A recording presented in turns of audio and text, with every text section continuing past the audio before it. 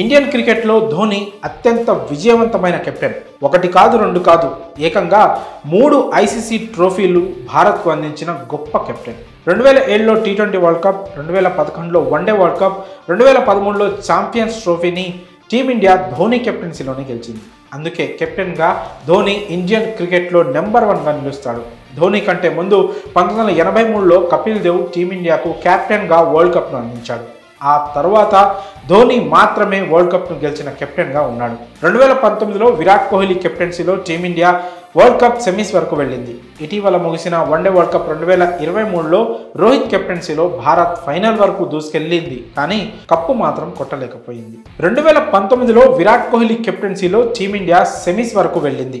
ఇటీవల ముగిసిన one day world cup 2023లో రోహిత్ కెప్టెన్సీలో భారత్ ఫైనల్ వరకు దూసుకెళ్లింది, కానీ కప్పు మాత్రం కొట్టలేకపోయింది. ఇక ధోని తర్వాత భారత జట్టు పగ్గాలు అందుకున్న కోహ్లీ కూడా అదే రేంజ్లో టీంను నడిపించాడు.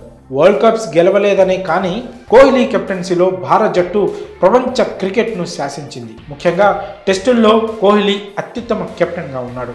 ఇక ఆ తర్వాత పూర్తి స్థాయి కెప్టెన్గా రోహిత్ శర్మ సైతం జట్టును విజయవంతంగా నడిపిస్తున్నాడు. కెప్టెన్గా రోహిత్ కూడా ధోని, కోహ్లీ రేంజ్ను అందుకునే పనిలోనే ఉన్నాడు. కానీ ఒక్క విషయంలో మాత్రం ధోని, కోహ్లీ, హార్దిక్ పాండ్యాలను జీరోలను చేస్తూ రోహిత్ శర్మ హీరోగా మారాడు. ఆ రికార్డ్ ఏంటో ఇప్పుడు చూద్దాం.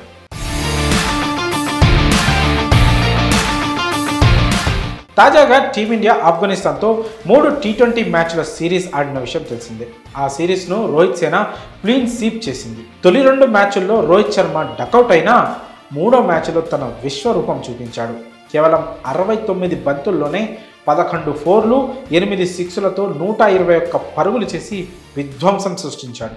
ఈ సెంచరీతో రోహిత్ శర్మ టీ20లో 5వ సెంచరీని నమోదు చేసి ప్రపంచ క్రికెట్లో టీ20లో అత్యధిక సెంచరీలు చేసిన ఆటగాడిగా నిలిచాడు. అలాగే టీ20లో కెప్టెన్గా 3 సెంచరీలు సాధించాడు. ఇండియన్ క్రికెట్లో టీ20 కెప్టెన్గా ఇన్ని సెంచరీలు మరెవ్వరూ చేయలేదు. 72 మ్యాచ్లలో టీ20 కెప్టెన్గా వ్యవహరించిన ధోని ఒక్క సెంచరీ కూడా చేయలేదు. అలాగే కోహ్లీ 51 మ్యాచ్ల్లో టీమిండియా కెప్టెన్గా వ్యవహరించాడు, కానీ ఒక్క సెంచరీ కెప్టెన్గా చేయలేదు. కానీ టీ20లో ఆటగాడిగా కోహ్లీకి 1 సెంచరీ ఉంది, ధోనికి అది కూడా లేదు. ఇక రోహిత్ లేనప్పుడు టీమిండియాకు టీ20 కెప్టెన్గా వ్యవహరించిన హార్దిక్ పాండ్యా సైతం కెప్టెన్గా ఒక్క టీ20 సెంచరీ కూడా చేయలేదు. ఈ రికార్డ్స్లో రోహిత్ ముందు ధోని, కోహ్లీ, పాండ్యా జీరోలుగానే ఉన్నారు. కానీ సూర్యకుమార్ యాదవ్ మాత్రం కెప్టెన్గా 1 టీ20 సెంచరీ కలిగి ఉన్నాడు.